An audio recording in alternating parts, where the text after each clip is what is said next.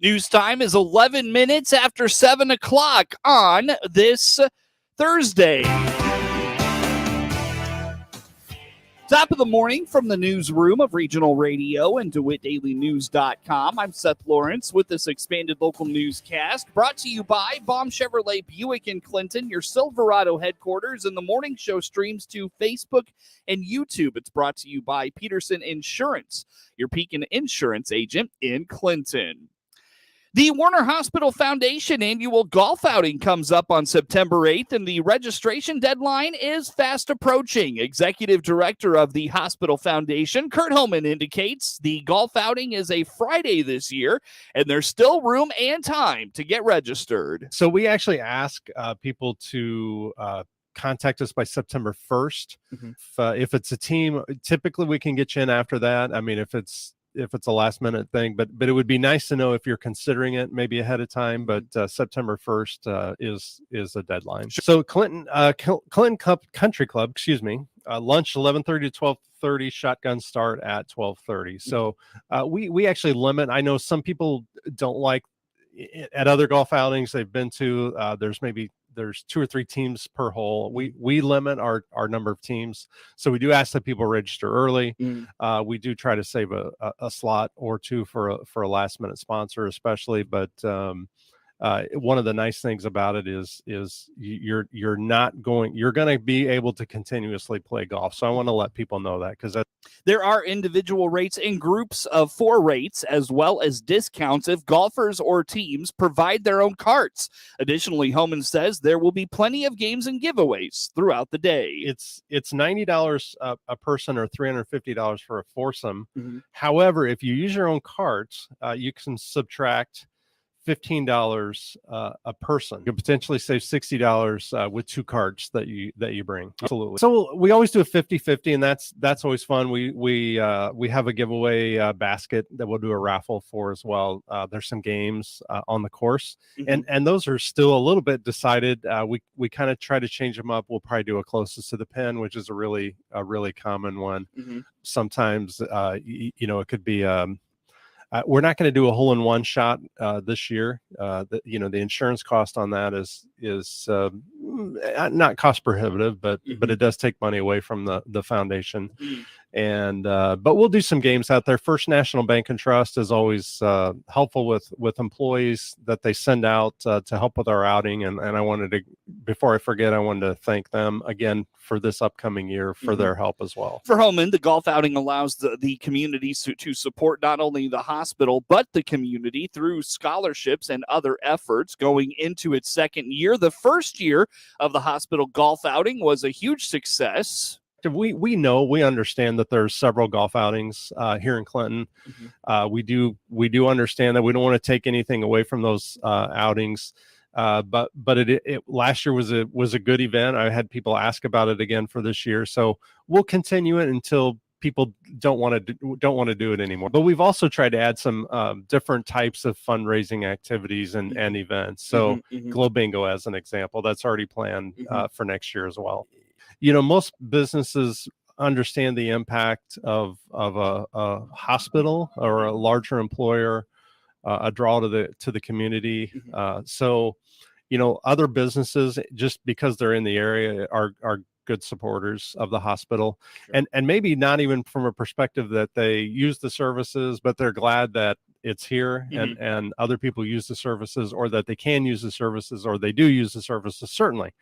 But it's really, most people just appreciate the fact that there is a hospital here in Clinton. It's a great asset to the community, and they want to keep it strong and growing. We've not earmarked them specifically. It's just sort of a general fundraiser, but I can tell you that we provide scholarships. We've provided exam tables as well. So those are 2 of the areas that money was spent on this year from last year's golf outing. We did have, we had an ex-Illini football player that came. State Representative Dan Calkins was here. I think Sally Turner may have popped in for a bit. The city administrator at that time popped over for lunch as well. And so it's a fun meeting time, a great way to commingle with other folks and have a good time on the golf course as well. So we do expect, I expect the Ex-Illini player Cam Pepper. He likely will be here again. I've reached out to him. He hasn't 100% confirmed, but he's 90% confirmed on that. Okay. And so we'll have some fun people to socialize with as well. For Holman, or rather to get registered and get more information, Holman points those interested to find Warner Hospital on Facebook. And again, the deadline to register is next Friday. An annual event that has been reimagined is this weekend in Lincoln. For many years, the Art and Balloon Festival was a major draw to the city of Lincoln, but over time, they had a hard time getting volunteers to keep the event going. It has since been reimagined with a focus on barbecue and balloons, says Lincoln Mayor Tracy Welch. They call the weekend Balloons Over 66. And, it's a spin on Route 66 and that Balloon Fest weekend. And it's not as big as it was before, although I will tell you that it's growing. I forget the number of pilots, but there's like 30 plus balloons coming in next weekend. But you also have the Up in Smoke portion, which is the barbecue portion. And I don't sit on that committee, so I don't profess to know everything, but it's still a competition for the barbecue. They've added some other things into it to make it a more friendly event. Like you can do tastings and things before. When it was a sanctioned event, KCBS, they have rules they have to follow. So you couldn't just walk up to a tent and get samples from people. But they've got some vendors down there that are doing barbecue.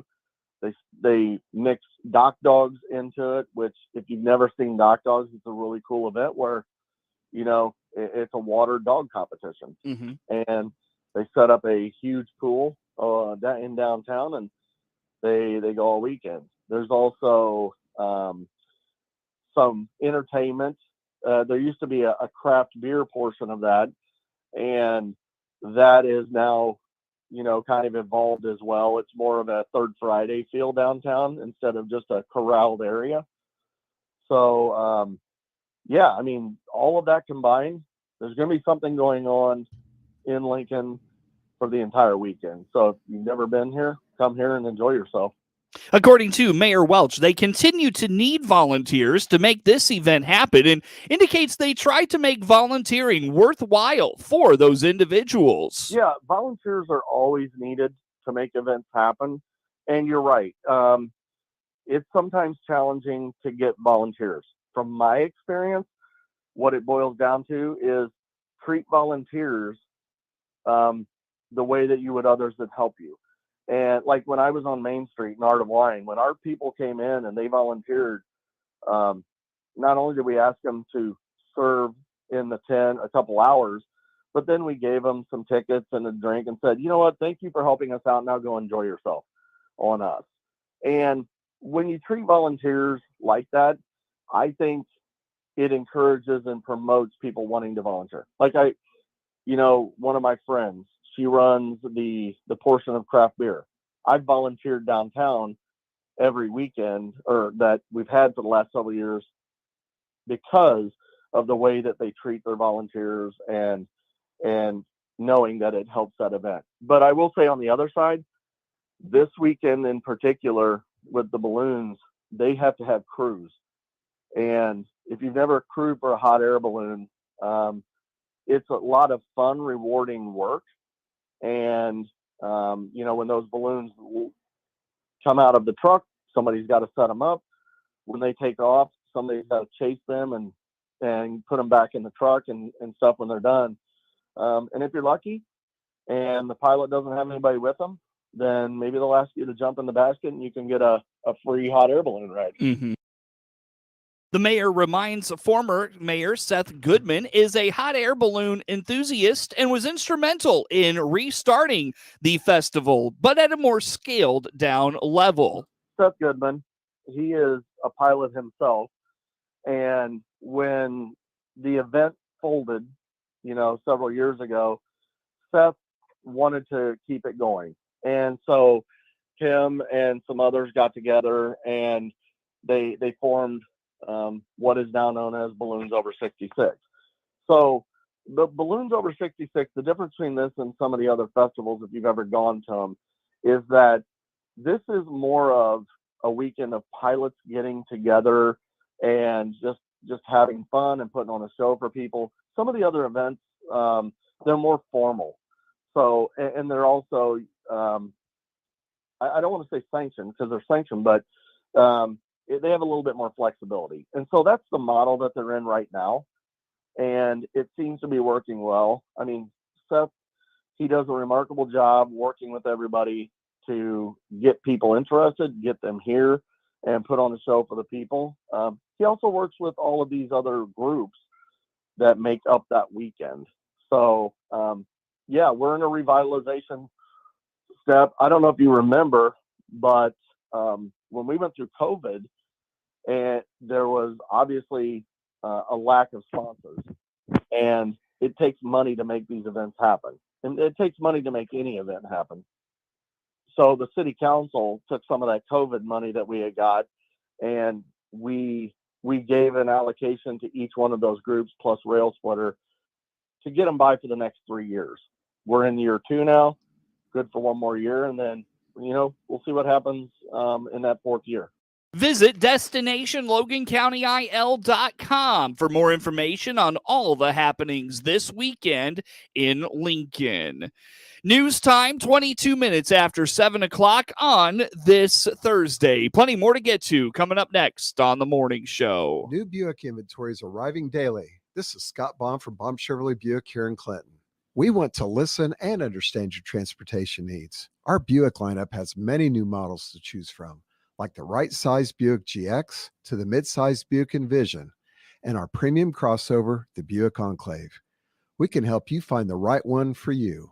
See our in production and in transit tab for all inventory inbound. BaumChevyBuick.com. Right from the start.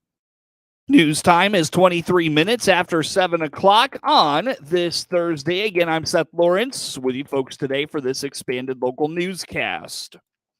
The Illinois Department of Revenue is reminding parents and teachers that they may be able to claim some of their education-related costs. The state offers an education expense tax credit, so save those receipts, says Revenue spokesperson Mara Kanaki. The Illinois education credit allows parents to take a 25% tax credit on expenses over $250 this year, and qualified expenses include things such as tuition, book, and lab fees. Last year, over $66 million was claimed with this credit. Additionally, eligible teachers, counselors, aides, and the like can claim a credit of up to $500 for qualifying classroom materials. That's an increase over last year. The instructional materials and supply credit allows teachers to receive a tax break of up to $500 on classroom materials, and qualified expenses include things such as books, computer equipment, and materials used in the classroom. You can learn more about these education expense tax credits online at tax.illinois.gov. With the excessive heat warning of recent days in Illinois, the United Way has stayed busy directing people to their local cooling centers. There are locations in many communities with a mix of retail businesses, community and government buildings on that list. The United Way's Katie Feltz says the go-to number is 211. We want to direct people to 211helps.org, or neighbors and residents could also call 211, and someone can connect them with resources nearby to direct them to a cooling site or other additional resources that they could end up needing through 211 because of heat-related needs, such as even utility assistance. If you or someone you know is suffering from a heat-related illness that requires medical attention, you are advised to call 911. You can find a cooling center near you by clicking the link www.211helps.org. The Illinois High School Association and the Illinois Pork Producers Association are looking for the best concession stand pork sandwich. It's the third year for the Pork and Pigskin Championship, says the IHSA's Tracy Henry. Our schools have been really enthusiastic about the contest. We always have a number of schools entering each and every year. It has a lot of just hype around it, especially as we get ready for high school football to kick off. It's just a great program where we can recognize so many schools throughout our state that have people working their concession stands on the weekends and just doing a phenomenal job to add to that high school football game day experience. Tradition and pride and commitment, all those things that go into those pork chops. And what's so exciting this year is it is year 3 and we're adding a little extra flair to the contest. Some of our schools have reached out that also grill other pork products. So this year we're expanding it from just your traditional pork chop to any pork product that you grill. Will be judging this season, which is a lot of fun and something new and exciting to add to the contest. Schools can enter their concession stand at ihsa.org. They're also looking for guest judges. Normal Community won the title in year 1, and Hall Township in Spring Valley took the top honors last year. U.S. crop production forecasts in August tend to cause changes within global supply and demand outlooks, and this month was no exception. Rod Bain has more.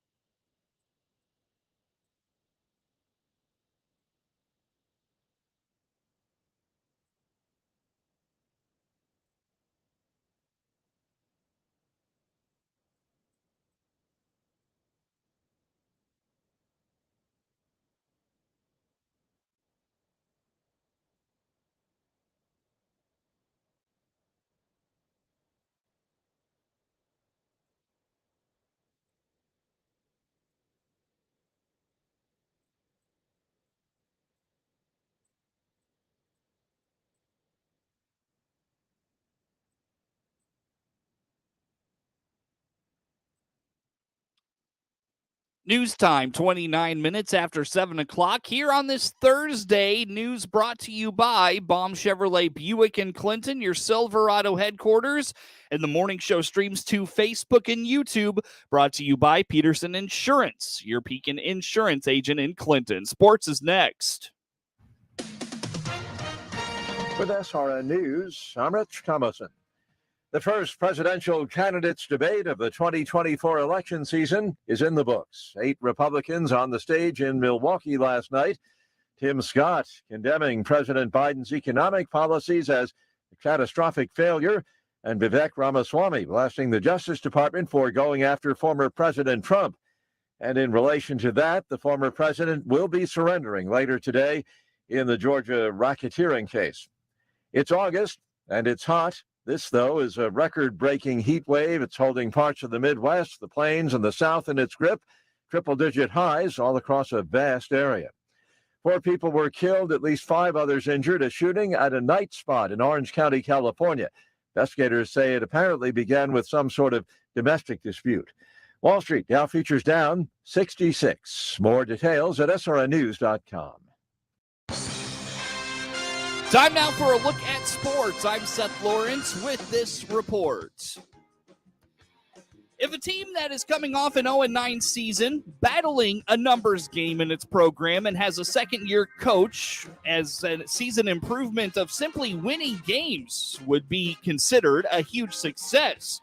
While that may be the case for some, Argenta-Oreana football has bigger goals than that for this fall. Coach Clay Harburg says his very young team learned some valuable lessons last season, and with most of his football team also in his basketball program, he saw growth across that 8-month stretch. We let a couple of games get away from us. We lost 2 games by 4 points each in the middle of the year, and we felt like that kind of took a little wind out of our sails in some areas. But I thought overall the kids maintained their positivity pretty well. We had a lot of young kids playing. We only had 4 seniors, and I think we might have 6 juniors. So we didn't even have a full 11 upperclassmen. And that probably played into a lot of our struggles. But I thought the attitude stayed generally positive, and, the kids had a good basketball season. Everybody that plays basketball for me outside of 2 guys is on the football team, I think maybe 2. So we had a pretty decent year in basketball last year, especially in the second half of the year. And I think the kids are kind of getting that feeling of they expect to win now, and they know what they need to do to win a little more. We're a year older. We only have 5 seniors this year, but we have 25 juniors and sophomores. So, we're right around 30 upperclassmen, and then we have, I think, 16 freshmen. So we're in that 40 to 42 range of players. That's excellent, because last year I don't think we had 35. So our numbers are going up, and I think that'll be a trend that'll continue. The kids really put in a lot of time in the off season this year in the weight room. We had tremendous attendance compared to the previous summer, which is not very good. These kids decided they wanted to see what it was like to put the work in and see if the results would come out in the field. And we're pretty confident as a coaching staff that a much, much better product on the football field will happen for Bomber football this year. We went to a few events over the summer and did some 7-on-7, and then we went to Hayward for a team camp. And a big jump in the focus and the ability to play at a higher speed and a higher intensity. That's the first thing I noticed. Our guys that were youngsters last year have grown up a lot. They've been in the fray in varsity basketball, and a lot of them had to go through last year in the football element too. And I think they learned that it takes a little bit more to play at that level. And I saw a lot of good things out of them from that regard in the summer. And I think that's just going to carry over. We definitely increased our football IQ. I think we understand the game. The fact that I'm the first coach since Steve Kirk to stay here for more than a year is probably helpful, because we didn't change a ton of things. We tweaked some things, but we didn't bring in a whole new defense and offense. So the kids played in the system last year, so it's not like we're relearning. And I think that's something that's been very obvious to us as coaches in this offseason and in the preseason here getting ready, is that we don't have to spend as much time on certain things because they already know it.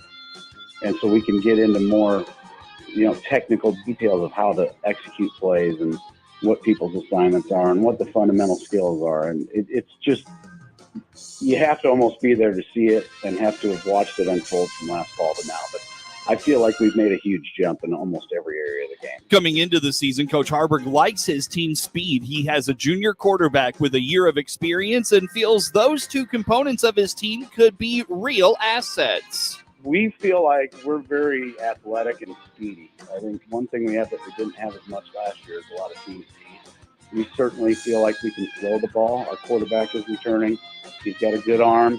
And this year, one of the things I've noticed with him is that he actually is acting like a quarterback. I feel like if I tell him to call a drive by himself right now, he could do that. I could let him call the plays on his own.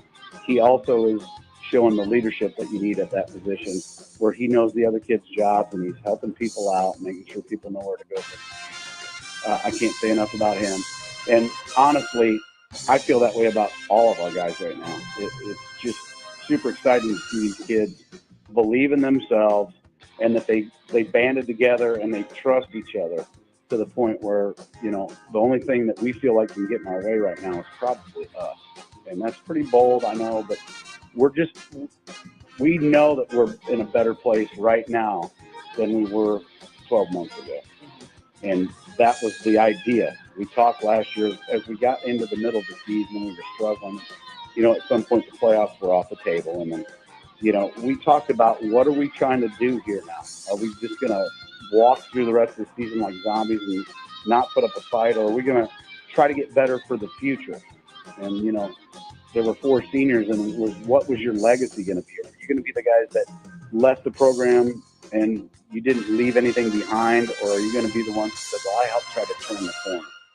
And our guys that are coming back have that same mindset, only it's now that way at the beginning of the year. They have goals. They want a challenge for the conference championship. They want to try to get a playoff bid. And we didn't really hear that kind of talk before. And I think that's when the kids start setting their own goals, you've got a good thing going on. Well, our quarterback, Ethan Mahan, is going to be a guy that we lean on heavily. And I've already talked about what I feel about him. We've got a couple guys in our backfield, Mario Barbie and Quincy Carter, that both bring a nice amount of speed to the table, and Jamario's a good inside runner. So we'll probably look to them to lead the charge out of the backfield. On the receiver core, got Jalen Flowers. He's one of our seniors. He'll be out there at split end, and we feel like he can do some good things if we get him the ball out in space. And another kid named Damian Good, who's a junior, and he will do a tremendous job in our flanker position. I think he's going to do it really, really well in both getting the ball handed to him and in receiving. And then I've kind of got a utility guy out there, Tyson Orris, who plays a little bit in the backfield and a little bit out there in the receiver core. And he brings a lot of wheels to the table, and he's a super competitive kid. So we're looking for a lot of good things in our skill position. We're going to ask our line to improve a lot. That was one of the areas that we felt like we struggled a lot last year. But MJ Hall is a guy that we'll look to for leadership. He's one of our captains, and he's a returning starter. He's been starting since he was a freshman, and he's a junior this year. So he should give us a lot of good quality blocking up front, along with a kid named Wyatt Timber, who's just a sophomore. But he'll be playing the guard slot, and we're looking for him to do some good things in the front line as well.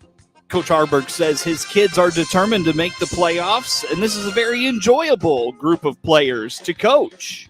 Yeah, their confidence level is extremely high right now, and they actually have started talking about trying to make a playoff push here, which, we were 0-9 last year, but their attitude is, so what? That's last year. And that's them talking that way. As coaches, we have our own feelings on that stuff too. But the kids are very determined to use the skills they've developed and the strength they've earned over the summer.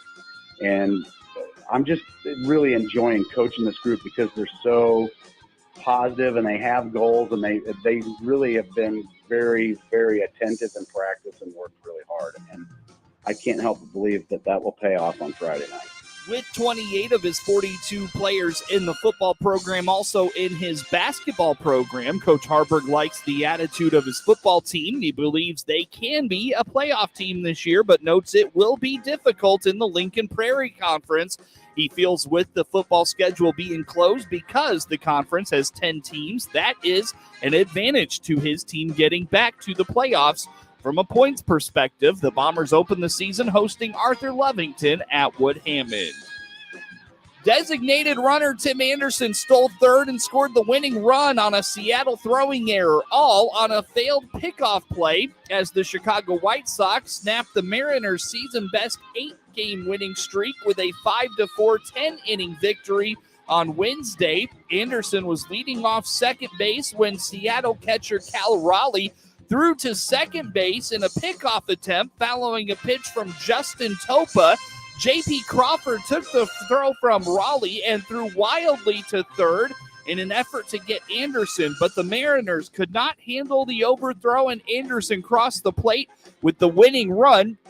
Trace Thompson hit his 6th home run, his first since joining the Sox on August 3rd, to left field in the 6th for Chicago, who avoided a sweep and ended a 2-game slide. Topa took the loss after Seattle rallied for 3 runs in the 9th inning to take a 4-3 lead. The White Sox countered with a run in the bottom of the 9th to force extra innings. Sammy Peralta, the last of 6 Chicago relievers, earned the win. Michael Kopech kept the Mariners scoreless for the first 4 innings, but left with what the team said was leg cramps after throwing a few warm-up pitches in the 5th. He walked 4 and struck out 5, allowing just a first-inning single. Seattle starter George Kirby was charged with 3 runs and allowed 8 hits while striking out 9 in for the first 5 2/3 innings. Anderson back in the lineup after serving a 5-game suspension for his role in an August 5th fight with Cleveland's Jose Ramirez, knocked in Carlos Perez with a single in the 3rd to give the White Sox an early lead. Seattle got its first run in the 7th when pinch hitter Jose Caballero walked, stole 2nd and 3rd, and scored on Josh Rojas's bunt single. Julio Rodriguez was hit by a pitch with the bases loaded, cutting the lead to 3-2 in the 9th before Eugenio Suarez followed with a 2-run single to put Seattle ahead. Chicago right-hander Jesse Schultens starts tonight in this opener of a 4-game set against the A's, who turned to Ken Waldichuk. Here tonight's action on WHOW. Richie Palacios had a career-best 3 hits and drove in 2 runs, and the St. Louis Cardinals beat the Pittsburgh Pirates 6-4 Wednesday, avoiding a 3-game sweep. Palacios capped the 3-run first inning with a 2-run double, singled in his next 2 at-bats, and walked in the 9th. The 26-year-old had his first 3-hit performance in 61 Major League games. The last-place Cardinals had lost 6 of 7 and were outscored 17-4 in the first 2 games of the series. Zach Thompson gave up 2 runs on 6 hits with 5 strikeouts in 5 innings. His outing was ended by a 92-minute rain delay with 2 outs in the top of the 6th. Jojo Romero struck out 3 in the final 2 innings for his 3rd save, allowing an RBI double from Connor Joe with 2 outs in the 9th. Pirate starter Luis Ortiz lasted just 3 1/3 innings, surrendering 5 runs on 7 hits and 5 walks. The Cardinals went up 3-0 in the first thanks to 3 hits and 3 walks. Alec Burleson got on with a bunt single and scored on Paul Goldschmidt's single to right center after Nolan Arenado and Wilson Contreras walked. Palacios doubled to right. Arenado put St. Louis up 5-0 with a 2-run double to left after Ortiz walked 2 more in the 2nd. Thompson hit Joe with the bases loaded in the 3rd, cutting the lead to 4 runs. Brian Hayes made it 5-2 with a solo homer in the 5th, belting a fastball from Thompson 392 feet to right center for his 9th of the season. Pirate slugger Andrew McCutchen, who has 299 career homers, had 3 doubles for the first time in the majors, but was stranded at 2nd after each. Cardinals right-hander Miles Michaelis is in line to start Friday's opener of a 3-game series in Philly. Yan Gomes hit a tie-breaking 2-out single in the 8th inning, and the playoff contending Cubs beat the Detroit Tigers 6-4 on Wednesday. Detroit's Kerry Carpenter hit a grand slam in the 6th inning off Jamison Tejon that tied the game at 4-all, but his teammates did not much else at the plate. The Cubs have won 24 of their last 34 and took 2 of 3 from the Tigers, going to 9-1-1 in their last 11 series. Chicago currently holds the 2nd wild card spot in what looks like a 6-team race for 3 spots, and is trying to challenge NL Central leading Milwaukee and stay ahead of division rival Cincinnati. Julian Merriweather struck out 3 in an inning and a 3rd. Albert Alzolay pitched the 9th. He struck out Jake Rogers with runners on 2nd and 3rd for his 19th save, converting on his 15th straight opportunity. In the 8th, Ian Happ had a 1-out infield hit against Bo Brieske, who walked Saya Suzuki with 2 outs, then yielded Gomes single to left. Nico Horner sac fly in the 9th gave the Cubs a 2-run cushion. Chicago led 4-0 through 4 innings, scoring 2 runs each with 2-out hits. Chicago left-hander Justin Steele starts the series opener tonight in Pittsburgh. Get sports anytime at DeWittDailyNews.com.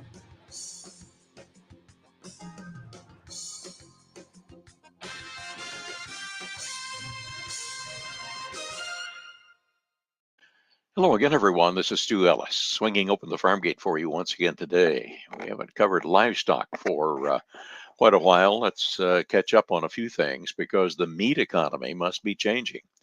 Consolidation is at hand. Tyson closing 4 poultry plants. Smithfield closing 35 pork farms.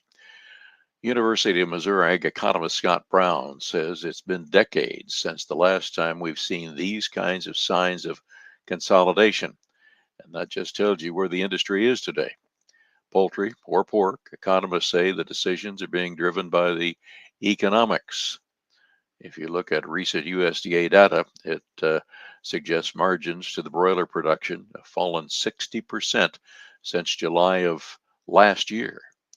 The Iowa State model for profitability, which shows farrow to finish operations in Iowa, aren't just losing money, but losses more than $3 a head, worse than 1998.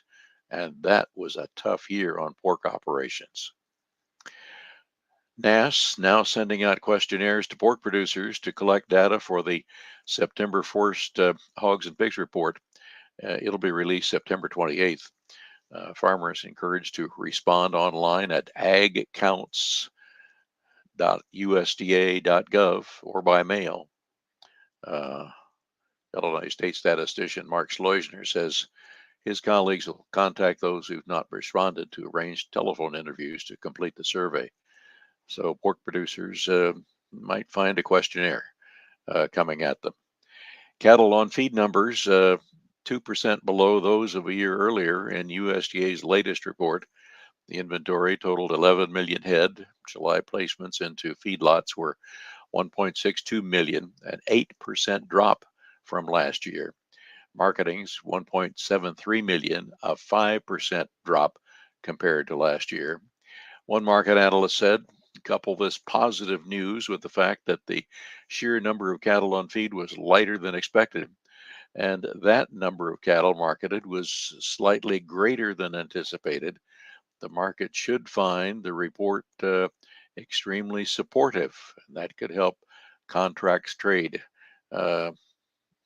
going on right now. The focus on the diversity of the market opportunities for U.S. pork has paid off during the first half of this year. June exports up 12% in value from a year ago. And that can be largely due to European pork prices increasing, and their herd size is decreasing. And so we're able to position U.S. pork a bit differently, says Kelly Wicks. Kelly is manager of international market development for the National Pork Board, and said China continues to grow, up 24% over a year ago in volume and 20% in value. Variety meats really dominate in that market, and that's where we tend to excel in China. And they're our number one buyer of those variety meats. It's exciting to see that and know that we're still able to sell meat to China, though it is not our primary focus on the market for the pork operation and pork production industry today. Most cow-calf operations in the U.S. remain relatively small and have fewer than 50 cows. USDA says at the other end of the spectrum, very few large operations with more than 1,000 cows can be found. That data coming recently from NASS and the Ag Census, indicating that between 1997 and 2017, most cow-calf operations remained small. 2017, 54% of farms with beef cows had fewer than 20 animals, and that's down slightly from 1997. Well, let's look at the livestock industry. We want to pick up on that every once in a while because there's a lot of producers in the area. That's our Farm Gate blog for you today. This is Stu Ellis. Your donations to Love It Once More Thrift Store in Clinton stay local to help local. This is Connie. Donate now and you'll receive a card good for 10% off your next purchase. So bring us a donation and help us help others. Look for us on Facebook, Instagram, or DeWittDailyNews.com. This is Ryan Utterback with Utterback Real Estate. Selling your house on your own can be overwhelming. Pricing, phone calls, showings, liability. Did I mention the paperwork and baking all those cookies for open houses? And that's why you're the other Ryan. For stress-free selling, click the Utterback Real Estate estate icon at DeWittDailyNews.com. With the RFD Ag Market Summary for this Thursday morning, I'm Jim Taylor. Corn, beans, and wheat all finishing Wednesday higher. September corn closing at 476 1/4, up 9 3/4. December corn up 11, 490 1/2, and March corn 503 3/4, up 10 1/4. September beans closing at 1359 1/2, up 8. November beans up 14 1/2, 1360 1/2. January beans 1371, up 15. September wheat 612 1/2, up 10 3/4. December wheat up 12 1/4, 639 3/4. March wheat 665 1/2, up 13 1/4. September bean meal 413 even, up 670. September bean oil 66.15, up 94 cents. Current electronic overnight trading: September corn down 2 1/2. December corn down 2 3/4. March corn 501 3/4, down 2. September beans in the overnight up 3 1/2. November beans up 6 1/2. January beans up 6 3/4, 1377 3/4. September wheat in the overnight down 1/2 penny. December wheat down 1 1/4. March wheat down a penny, 664 1/2. Outside markets: October Brent crude oil 83.21, down 82 cents. The December gold contract up 40 cents this morning, 1948.50. Livestock market from Wednesday: August feeders 245.02, down 47 cents. September feeder cattle down 42 cents, 248.57. August live cattle 178.05, up a dime. October live cattle up a nickel, 178.67. October lean hogs 78.55, down $1.02. December lean hogs down $1.30, 71.05. Cash livestock: Greenville livestock auction steers 191 the top. Illinois direct barrels and gilts trading steady on Wednesday, 57 to 67. That's the RFD Ag Market Summary for this Thursday morning. You're listening to the RFD Radio Network. Get WHOW programming live or on demand right there on your desktop, tablet, iPhone, or smartphone when you want it, 24 hours a day. Just go to DeWittDailyNews.com. If you want to listen to live WHOW programming, just click the Listen Live icon. And if you want to hear one of your favorite WHOW programs when you want to, just click on the Audio on Demand icon. WHOW programming is there when you want it. Just another service from the big 1520 AM and 92.3 FM WHOW. This is the early morning weather report for Thursday from meteorologist Paul Otto for the listeners on the RFD Radio Network. In today's edition of Much Above Normal Temperatures Alone Don't Tell the Full Story, a dew point of 84 degrees in this city, along with a temperature reaching 100 degrees, was the reality for Macomb, Illinois at 4 p.m. yesterday afternoon to produce an unsafe to be outside heat index of 129. Galesburg was in the running for the top title as of 3 p.m. yesterday afternoon with a heat index of 126. Little change for today as all portions of Illinois will continue to be centered under the dome and baked evenly due to the gusty west-southwesterly winds that are not only mixing the heat at the surface quickly each morning, but in spreading the heat efficiently across the entire state. In summary, day 5 of our 6-day heat wave will again produce heat indices of 110 to 125 degrees. That just won't let up until early Friday afternoon over northern Illinois and for Saturday morning for central Illinois, and finally providing relief Saturday afternoon and evening for southern Illinois. The cold front will be accompanied with showers and thunderstorms that will take until Saturday night to reach down into southern Illinois, lingering into early Sunday. Afterwards, one last reinforcing shot of cool air and rain on Monday afternoon before high pressure slips in for good from the Great Lakes and takes root for a spell, allowing for temperatures to actually fall below normal through the middle of next week. In the mid-range outlook for August 30th through September 3rd, the nearly stationary area of high pressure over the Great Lakes will strengthen and actually expand south and make a push to the west to include the Ohio and Mississippi Valley to allow for a well-deserved continuation of below normal temperatures that will modify in the direction of normal temperatures towards the middle of this period, ending with rain chances by the 3rd of September. In the extended forecast during this period, we're looking for storms to begin their normal travels from west to east with 1 to 2 waves of additional precipitation headed your way. Temperatures teetering back and forth between below normal and above normal. This is Freeze Notice meteorologist Paul Otto for the RFD Radio Network. Dave Jackson here, owner of your Save-A-Lot store in downtown Clinton, here to talk to you about savings and shopping made simple. We offer huge savings in the absolute freshest and wildly popular meat and produce departments in the area. Simple means you won't need a card, have to shop on certain days, a phone app or a coupon book, look at an ad with roller coaster prices. Huge savings made simple. Plus, You get to see the same friendly staff every day. Clinton Save-A-Lot, great food, great prices, and really great people. Hope to see you soon. New trucks are arriving daily. This is Scott Baum from Baum Chevrolet Buick here in Clinton. Yes, we have Silverados en route, regular cab 1500s in short and 8-foot beds. We also have double cabs in 1500 and HT 2500s, as well as crew cabs in gas or diesel. See our in production and in transit tab for all inventory coming. Or stop in and see us and get all the information you need. BaumChevyBuick.com, right from the start.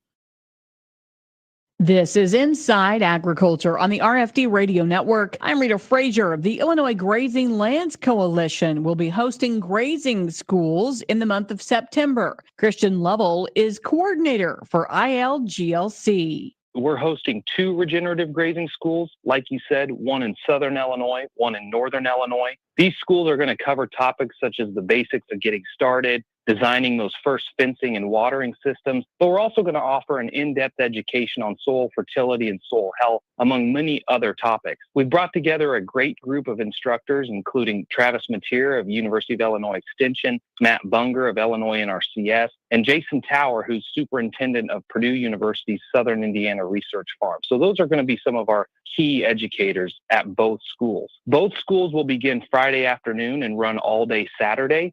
And the schools are going to blend time in the classroom with time out in the field. We're going to get participants out into the pasture to learn things firsthand. Now, our schools are quickly approaching, so I'd encourage anyone who's interested in attending to reach out with any questions now and hurry up and register to reserve a spot. The Southern School is going to take place September 8th and 9th at Faraway Farm, which is down in Jefferson County, right outside of Mount Vernon. And our Northern School will be the following weekend, September 15th and 16th, at Allgrass Farms, located in Dundee, Illinois, up in Kane County. We're excited about both schools, and both of these host farms are going to be excellent locations. Registration is $50 a person and includes meals and instruction materials for the weekend. And we do have scholarships available for those who may need it. Anybody who's interested in that can reach out directly for more information. All of this information and more is available on our grazing school registration page at www.illinoisgrazingschools.com. Christian Lovell, Illinois Grazing Lands Coalition. That's a look inside agriculture.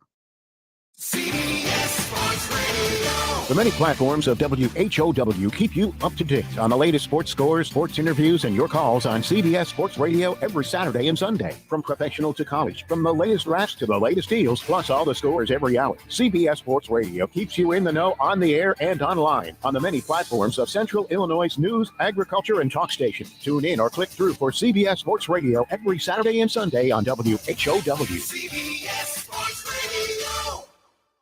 If you're looking for the latest in local hunting and fishing information, then join us for Central Illinois Outdoors with me, Jared White. Saturdays at 9:30 a.m. and Sundays at 8 a.m. here on WHOW. Every weekend, we'll offer detailed Central Illinois fishing reports from professional guides. We'll swap stories with local celebrity sportsmen, and I'll invite you to share your favorite stories as well. Central Illinois Outdoors with Jared White every weekend on all WHOW platforms and on demand at CentralIllinoisOutdoors.com. Brought to you by Bob Ridings in Pana, the Clinton, Illinois Chamber of Commerce and Tourism Bureau, and Locked and Loaded in Pana.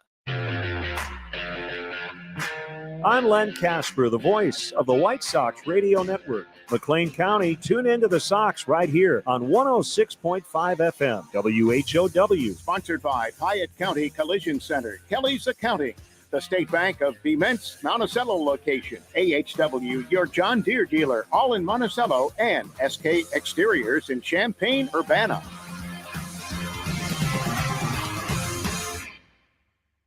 The Big 1520 WHOW Clinton, 92.3 FM, W222 BG Clinton, 106.5 FM, W293 DJ Normal Bloomington. News this hour from townhall.com. I'm Rich Thomason. They are off and running. 8 Republican presidential contenders sharing the stage last night in Milwaukee, appearing before a packed house of thousands of spectators. Abortion was one of the topics in a debate on the Fox News channel. Nikki Haley said she is unapologetically pro-life. Let's find consensus. Can't we all agree that we should ban late-term abortions? Can't we all agree that we should encourage adoptions? Senator Tim Scott pushed the idea of a federal abortion ban. We must solve that issue with a 15-week limit at a minimum. And former Vice President Pence agreed. A 15-week ban is an idea whose time has come. It's supported by 70% of the American people, but it's going to take unapologetic leadership. Other topics included the economy and crime. And White House correspondent Greg Pugson says 6 of the 8 pledged to support former President Trump should he be the party's nominee. Christie and Hutchinson did not pledge their support for Mr. Trump. An alliance of countries aligned against the West is growing. Iran and Argentina, Egypt, Ethiopia, Saudi Arabia, and the United Arab Emirates will be joining the BRICS group of nations. It is indeed an expansion to the group that has been the main topic that was discussed by BRICS countries who gathered here in Johannesburg from Tuesday. Their belief is that this expansion of the group will ensure that there is much more international trade that takes place, and also to lessen the influence of America in international trade and the use of the US dollar. The BBC's Namza Maseko. A Moscow court authorizing the continued detention of Wall Street Journal reporter Evan Gershkovich through the end of November. He's accused of spying, charges that he, his family, his employer, and the U.S. government deny. Wall Street now features down 45 points. More on these stories at townhall.com. If your family depends on your income and something happened to you, what would happen to them? You need life insurance, and SelectQuote can help you get it at a price you can afford. SelectQuote found Jacob, 40, who's in excellent health, a 10-year, $500,000 policy for only $19 a month. Not in perfect health? Don't worry. SelectQuote found Tanya, 40, who has type 2 diabetes, a 10-year, $500,000 policy for only $32 a month. We shop companies like Protective, Prudential, American General, and others to find you the company with the best rates. Give your family the security they need at a price you can afford. For your free quote, call 1-800-880-7474. That's 1-800-880-7474. Or go to SelectQuote.com. That's 1-800-880-7474. SelectQuote.